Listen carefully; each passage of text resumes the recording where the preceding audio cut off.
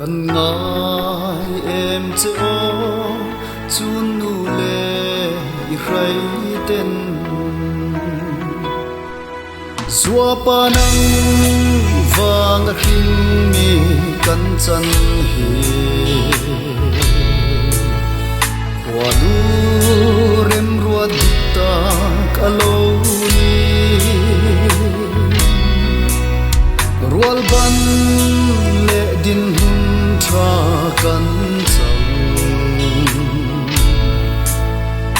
Imal som na le en kol na vangani en kia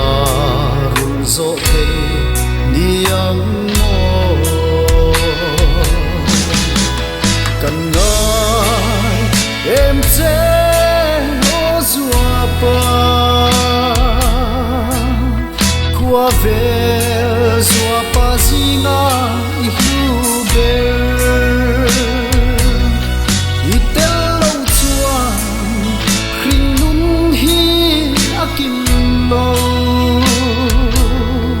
Anakati khil kahai kun min hem zolo kantan van pui achim ta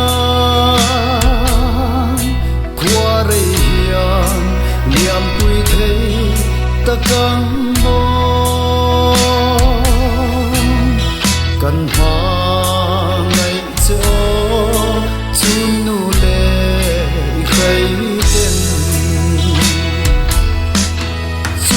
chung qua lim ten kan len lain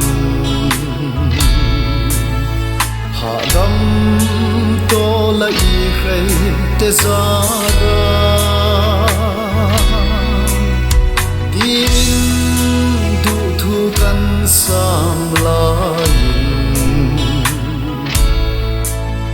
dan zo lo khipui zua pa chung na a theng khwa nu rem ruat thia ma har ka chun nu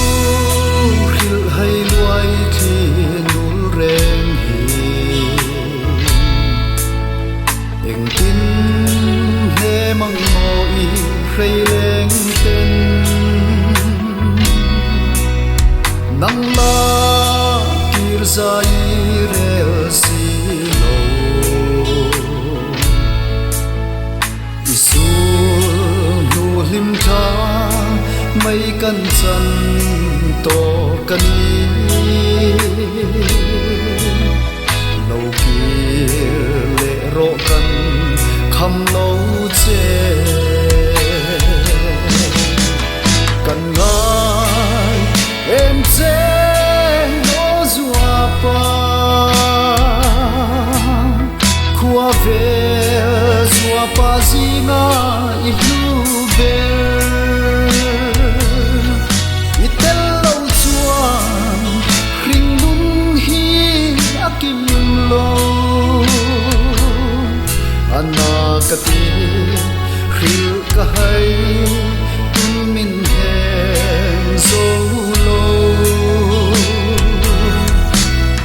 kantan van pui achim ta khware hian liam pui thei takang mo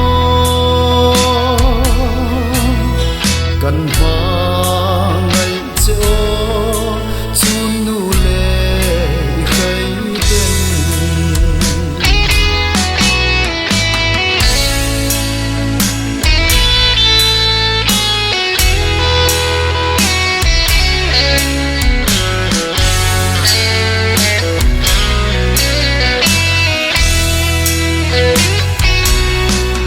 pan lai nun mit tha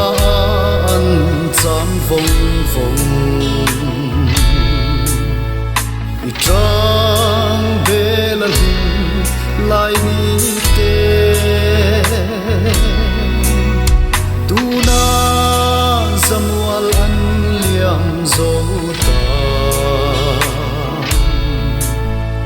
nang zong nu tiang chon lal pa tang belin hil ni rengi om long xóa pa kan ngai em che o zua pa qua về zua pa zinga i hu ver